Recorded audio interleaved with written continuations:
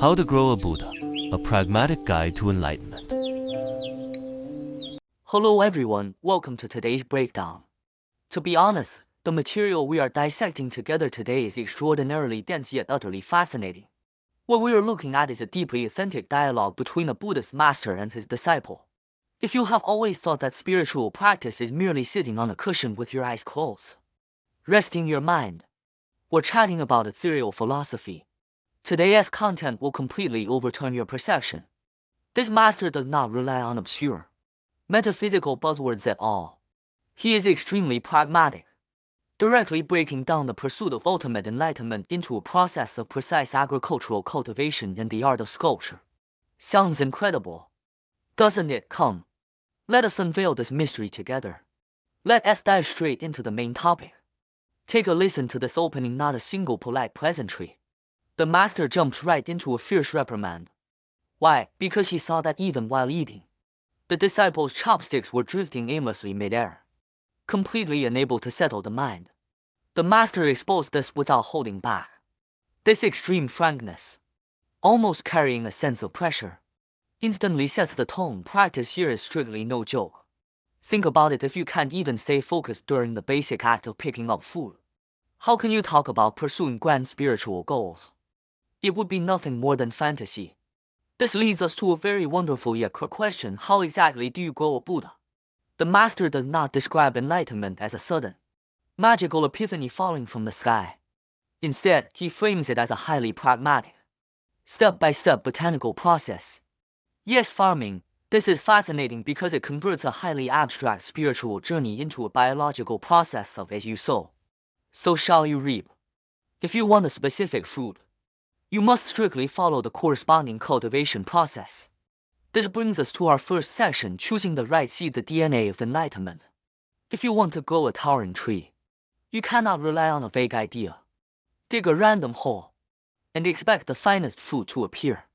Right, in the dialogue, the disciple expresses a desire to attain the highest fruit, known as the inconceivable realm of the Tathagata. That term sounds quite esoteric, doesn't it? Let us make it concrete. Imagine it as the largest, most perfect and rarest spiritual fruit in the entire universe. Since this fruit is so inconceivable, think about the seed required to nurture it. Could it be a random weed seed picked up by the roadside? Absolutely not. It must be a specific seed with perfect DNA that aligns seamlessly with this ultimate realm. Yet, at the start, the disciple casually makes a wish that sounds poetic but is actually extremely vague.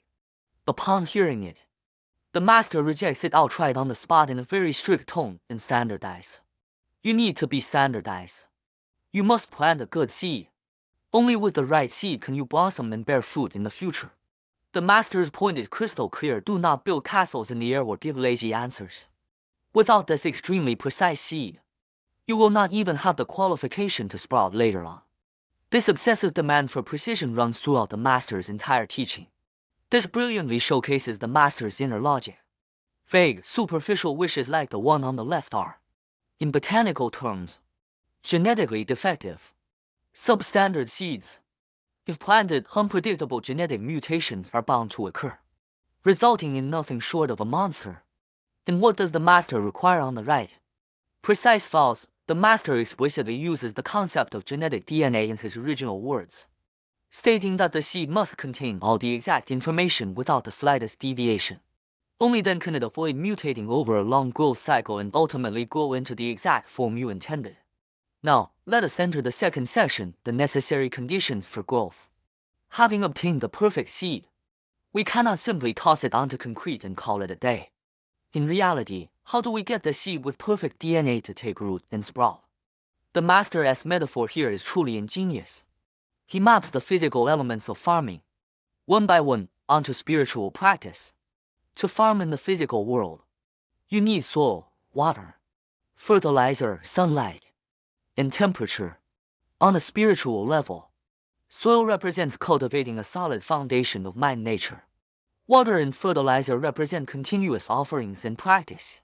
Sunlight and temperature represent all toward the truth, along with deep, profound passion and respect. Lacking these external conditions, even the best seed will suffocate and die in the dirt. Following the topic of growth, let us examine the third section, the power of obedience. This is the decisive factor in whether you go straight or become crooked and slanted. It is perhaps the most jarring concept to modern minds among all the masters' conditions, absolute obedience. This raises a deeply Socratic question during the growth of the tree. If the disciple refuses to obey and insists on following his own whims, what disastrous consequences will follow? In the material, we see that this disciple has strong egoistic impulses, constantly trying to play clever tricks and mix his own ideas into the ancient laws passed down by the master.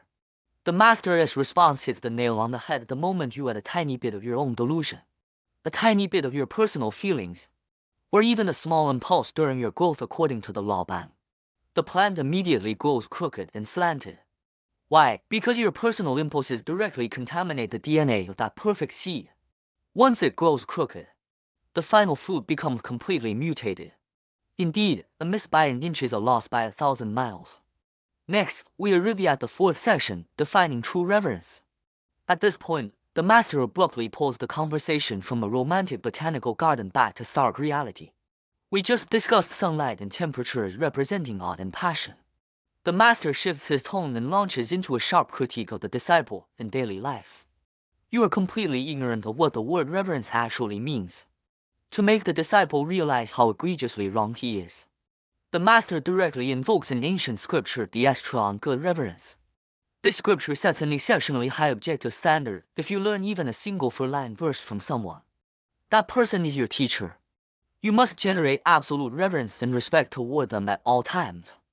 If you cannot achieve this, you haven't even touched the threshold.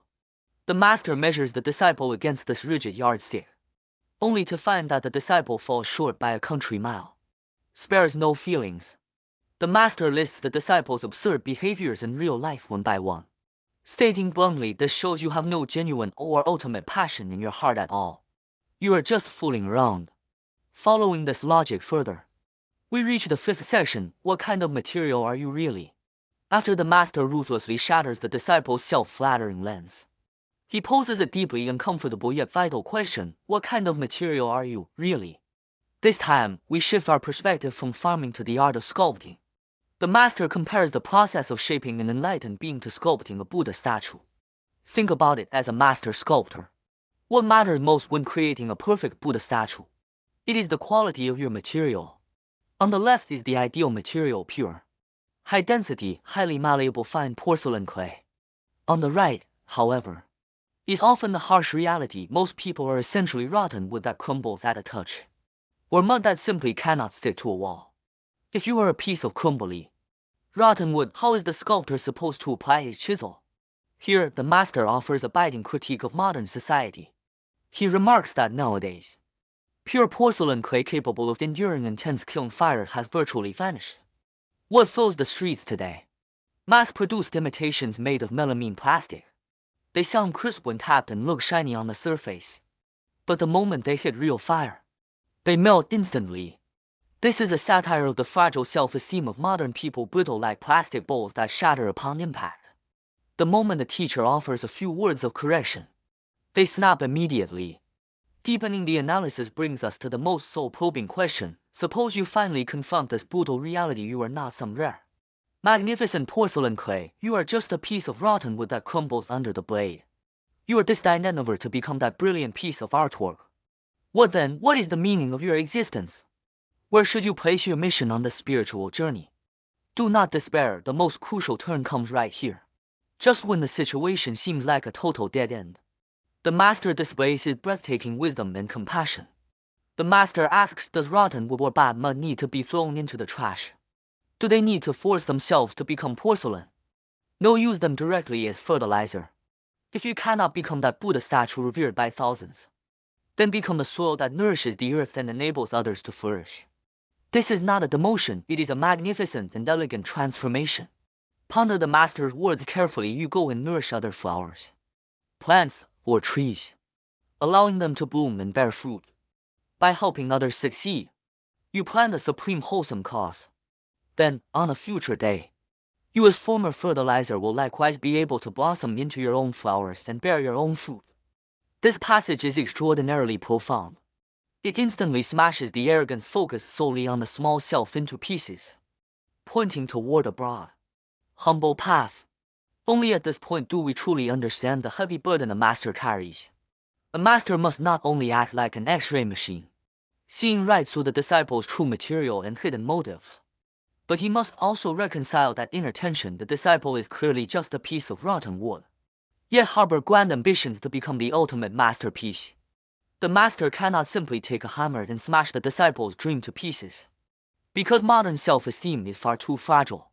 He must patiently and compassionately guide the disciple to shed arrogance and willingly embrace the mission of becoming fertilizer. Looking back at this point, I believe everyone is deeply moved. This material acts as an unforgiving mirror, exposing our vanity, lack of focus, and fragile pride along the journey of growth. It teaches us that without a precise seed, and without utmost reverence and obedience, there can be no extraordinary fruit. Furthermore, the highest realm of enlightenment may very well be the courage to admit that one is merely ordinary soul, willingly nourishing all living things. So as we wrap up today's program, I would like to leave you with this question: when you examine your own heart, are you a malleable material ready to endure the fierce fires of tempering? Or are you willing to let go of the small self to become the fertilizer that nourishes others and ultimately fulfills yourself? It is truly worth our deep reflection. Thank you all for tuning into today's breakdown. See you next time.